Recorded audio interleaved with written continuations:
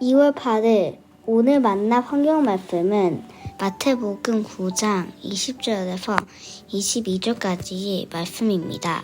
그런데 12해 동안 혈루증으로 앓는 여자가 뒤에서 예수께로 다가와서 예수의 옷슬에 손을 대었다. 그 여자는 속으로 말하기를 내가 그의 옷에 손을 대기만 하여도 나을 텐데 했던 것이다. 예수께서 돌아서서 그 여자를 보시고 말씀하셨다. 기운을 내어라, 딸아. 내 믿음이 너를 구원하였다. 바로 그때에 그 여자가 나았다. 아멘. 오늘 만나로 만나주시는 하나님을 기대합니다. 오늘 본문의 주인공은 끊임없이 하혈하는 혈루증으로 12년 동안 몸도 마음도 격리된 한 여인입니다. 혈루증은 부정한 병이었습니다.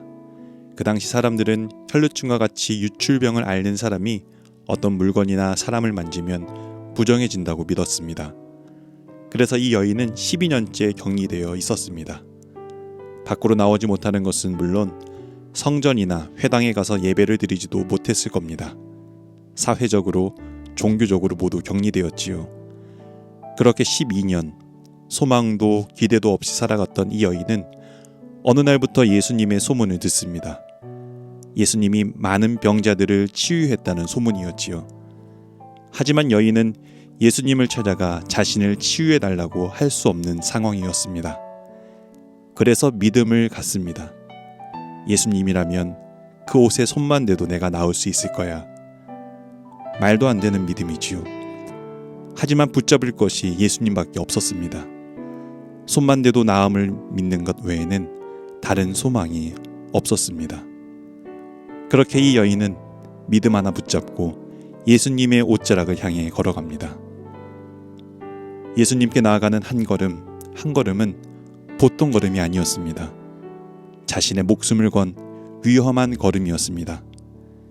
예수님께 나서는 순간 격리 규정을 어겼다는 이유로 사람들에게 돌팔매질을 당할 수도 있습니다.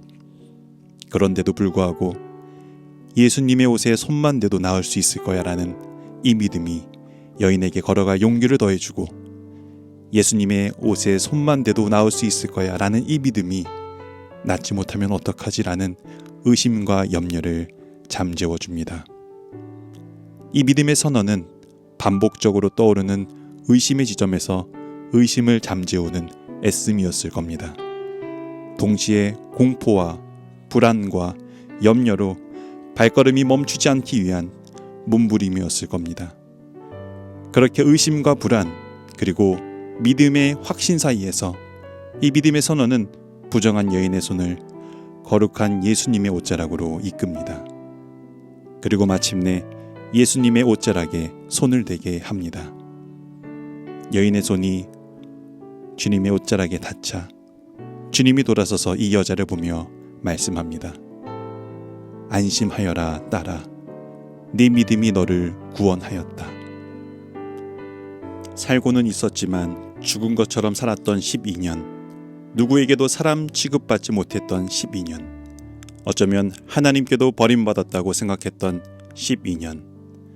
그런데 오늘 예수님께서 이 여인에게 딸이라 불러주십니다. 딸. 딸이라고 부른 이상 다른 말이 필요 없습니다. 딸이라 불러주신 이 말은 자신을 만질 자격을 부여해 주시는 말입니다.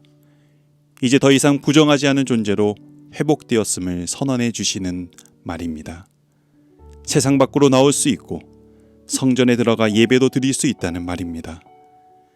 딸이라는 선언으로 이 여인에게 온전한 회복이 일어납니다.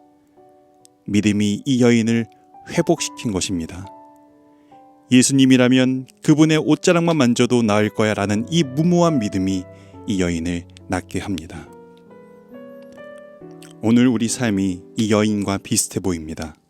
육신의 혈루병, 마음의 혈루병, 관계의 혈루병을 알아 무기력하고 소망을 잃고 관계를 잃어 외로움의 하루하루를 살아가니 우리도 혈루병 환자입니다.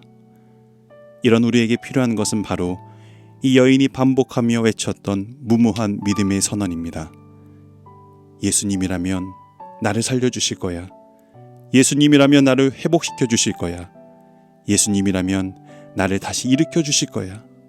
마치 혈류병 여인이 반복하며 선언했던 무모한 믿음의 선언처럼 우리에게도 이 무모한 믿음의 선언이 필요합니다. 믿음은 우리를 예수님의 옷자락으로 초대할 것이고 이 여인이 만졌던 주님의 옷자락을 만지게 할 것입니다. 그리고 그 순간 우리도 주님이 들려주시는 회복의 음성을 듣게 될 것입니다. 딸아, 아들아, 네 믿음이 너를 구원하였다. 그 무모한 믿음대로 되었다라고요. 주님께서 이 믿음을 기다리고 계십니다. 주님의 옷자락이라도 만지면 나음을 받을 거야. 이 무모한 믿음을 기다리고 계십니다. 오늘 주님을 향한 우리의 믿음을 경미하지 마십시오. 주님의 크신 능력을 나의 경험과 이성으로 재단하지 마십시오. 크신 주님, 능력의 주님 안에서 무모한 믿음의 선언을 하십시오. 선언한 믿음대로 될 것이고 선언한 믿음이 우리를 구원할 것입니다.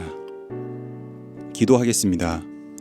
주님, 우리에게 당신을 향한 믿음을 더하여 주셔서 주님의 능력을 제한하지 말고 무모한 믿음의 선포로 믿음의 열매 맺는 저희 되게 하옵소서. 예수님 이름으로 기도드립니다. 아멘.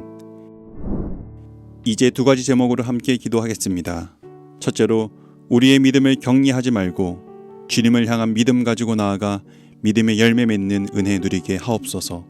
둘째로 다음 세대를 위해 기도하실 때 우리 교회 차세대 아이들과 광성 중고등학교 학생들이 예수님을 믿는 믿음 안에서 믿음의 열매 맺으며 자라가게 하옵소서. 이 제목으로 기도하신 후에 개인 기도하겠습니다.